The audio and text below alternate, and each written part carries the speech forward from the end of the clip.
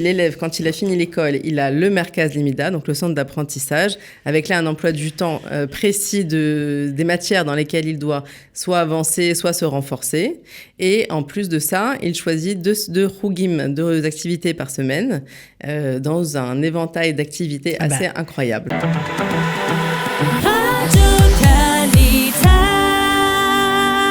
Si vous habitez dans le Nord et si vous cherchez une solution pour scolariser vos enfants, eh bien, nous allons parler ce matin du Kfar HaNoar Meir Shfeya.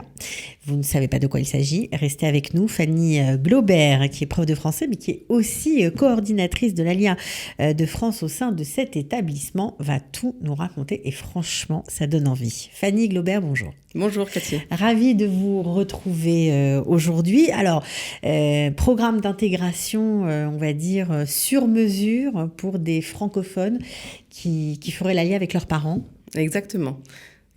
C'est tout le programme qu'on propose au Kfar HaNoar Meir Shfeya. Donc c'est un Kfar qui a été créé vraiment dans cet objectif-là il y a bien longtemps maintenant. Ça a été créé par l'objectif par Meir Shfeya, qui était un olé venu de Russie à 18 ans. Et qui a bien compris tout l'enjeu d'intégrer des jeunes adolescents et tout ce dont ils avaient besoin pour cela.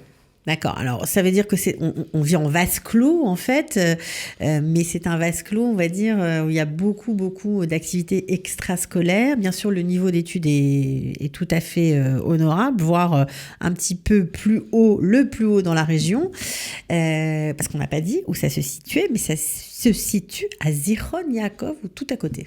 Exactement. C'est le Kfar HaNoar Meir Shfeya, donc il jouxte la ville de Zichron Yaakov. C'est un kfar qui propose vraiment d'être la maison israélienne en fait des jeunes olim. Qu'est-ce que vous proposez, puisque c'est la maison israélienne des jeunes olim, ok. Vous proposez quoi exactement? Qu'est-ce qui fait la particularité de ce kfar? Alors, la particularité de ce kfar, c'est de proposer, en fait, aux jeunes une misgueret. Donc, une misgueret, c'est un cadre, puisque c'est essentiellement ce qui est compliqué pour nous, parents francophones, à trouver en Israël. C'est un cadre complet. Ça veut dire du matin au soir, complètement. Donc, le matin... On peut être en internat et on peut être en externat. On peut être en externe. Les francophones, les jeunes olim francophones sont invités à être dans la pnimia. À l'internat. Où ils bénéficient en fait de tout un éventail d'avantages. Ulpan. Ils ont un ulpan tous les matins.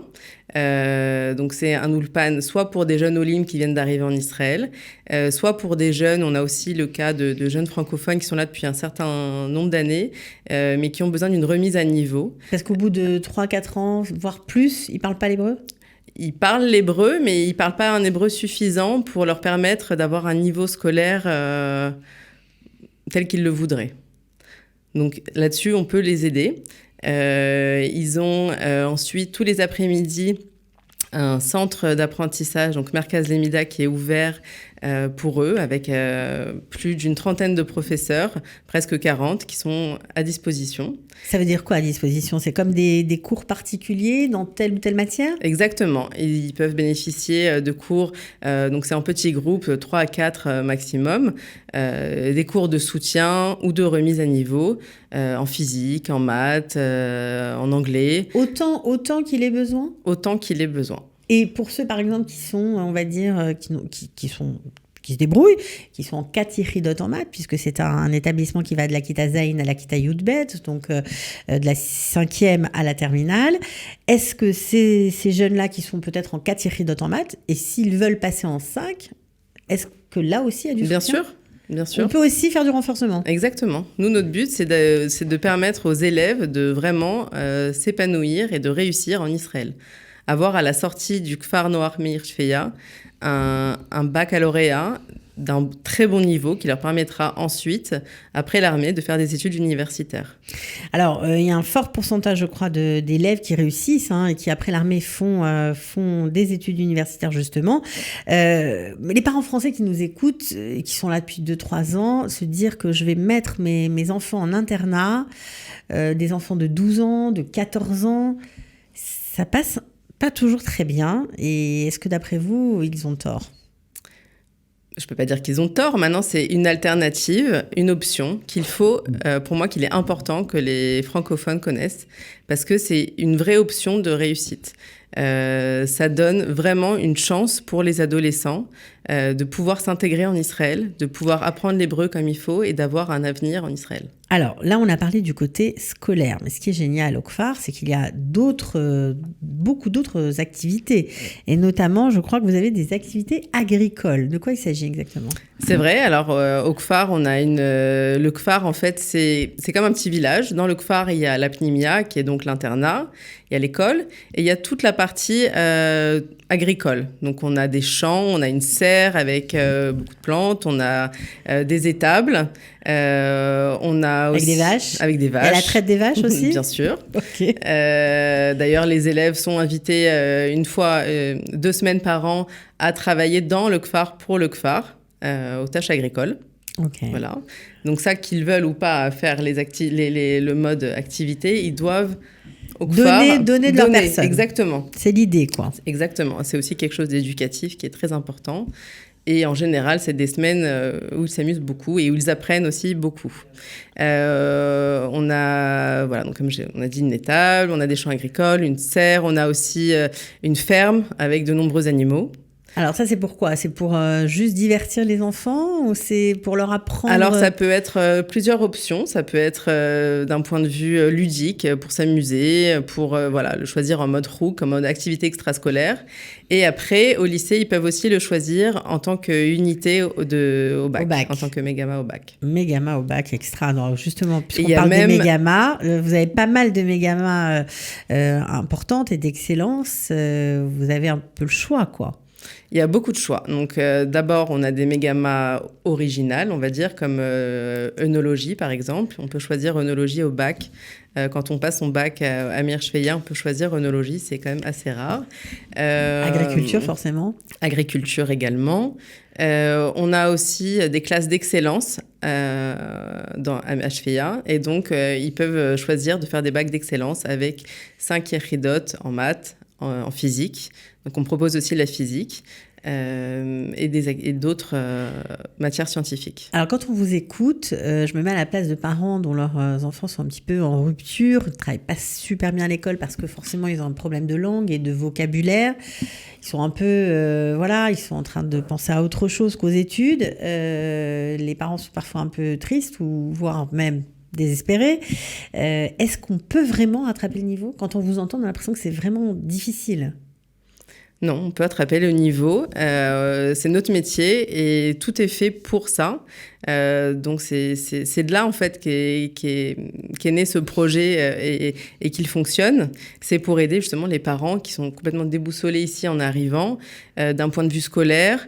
C'est une vraie option à envisager pour les parents.